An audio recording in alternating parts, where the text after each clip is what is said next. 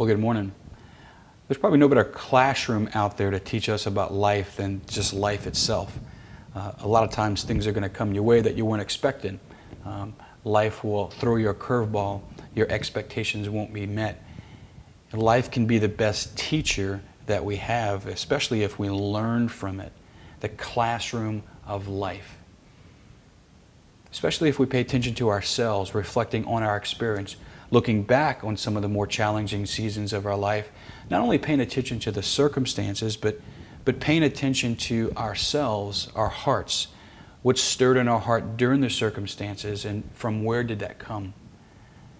Life, the classroom of life, can be the best teacher if we learn from it and pay attention to our hearts.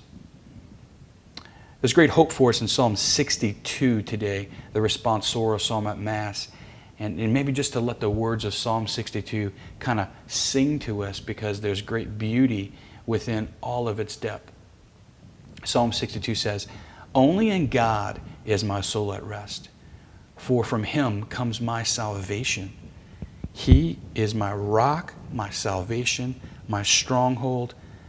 I shall not be disturbed at all. Only in God be at rest my soul, for from Him comes my hope. He is my rock, my salvation, my stronghold. I shall not be disturbed." There's so much beauty in Psalm 62 that gives us a lot of hope, that God is our rock. He's our stronghold. He's our salvation.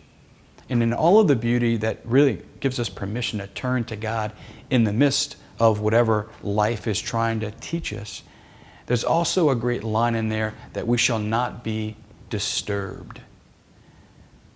Again, life can be a great teacher. We can learn a lot about ourselves, about other people, about God, and how we can together move forward in life if we pay attention to our experience at different seasons of our life.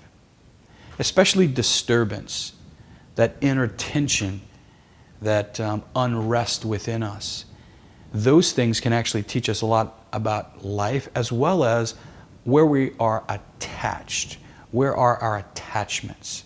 Let me give you a concrete example. Just a few days ago, had a great week in the parish, very full, thanking God for so many blessings of priesthood. And in the midst of all of those incredible spiritual blessings, I just physically was a little tired and was ready for just some time away, a good day off, just to rest, to be with God, and just to practically enjoy some fishing and to be in my kayak.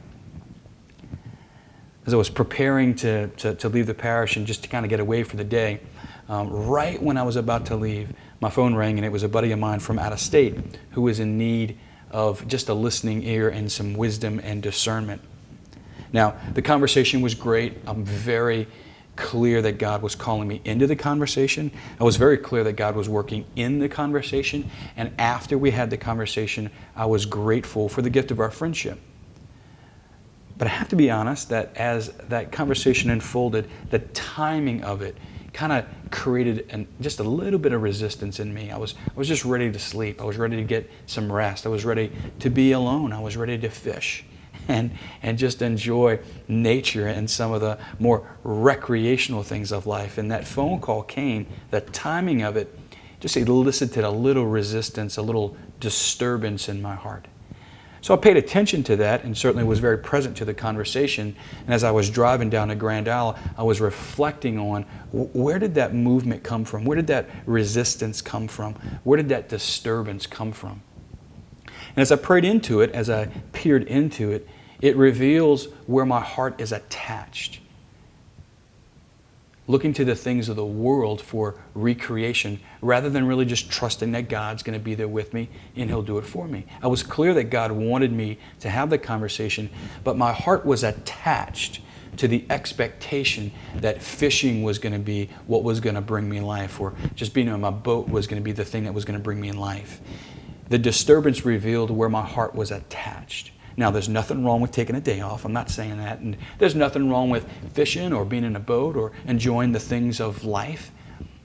But all in priority, all in proper perspective, my heart needs to be configured to God. My heart needs to be attached to God. And where it's attached to the things of the world, there will often be a disturbance in me whenever life gets stretched. You see, the difficult seasons of life can reveal to us our priorities and can reveal to us where we are attached to the things of the world, looking for pleasure from those things.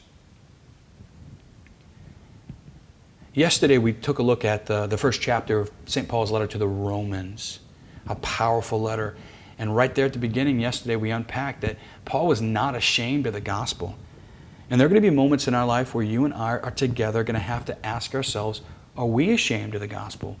Or are we going to hold back in defending God or His church or our faith? One of the things that holds us back, one of the things that keeps us silent, is the inner tension in our heart, the disturbance within. And if we peer into that, if we peer into why we are silent, why do we hold back? Sometimes it's just because of prudence, good discernment. God's not calling us into that. But sometimes God is, and we hold back and we are silent unnecessarily because of the disturbance within us. And if we peer into those moments, the classroom of life will teach us where we are attached. Are we looking to the acceptance of other people to bring us the peace and security that only God can give us? Are we looking to a social status or a lack of making waves so that we have a sense of quote-unquote peace and stability in life, and that's what's going to give us real joy? In other words, when you and I hold back from defending our faith, when we're quiet, when our silence lends itself to asking, are we ashamed of the gospel? Sometimes the disturbance there reveals where we are attached. Let's trust the process all over again today. Today I want you to pray with Psalm 62. Pray with the beauty of it, especially verses 1 through 9.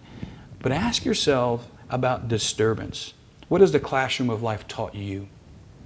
When do you experience disturbance? And most importantly, let's ask the question today. In disturbance, is it revealing what you are attached to? God bless you.